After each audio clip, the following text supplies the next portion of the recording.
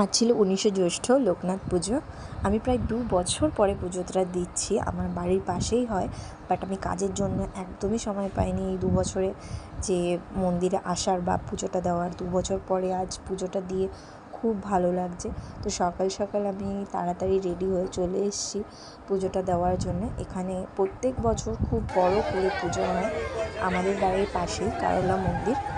তো আমরা সবাই মিলে চলে এসেছি পুজো দিতে।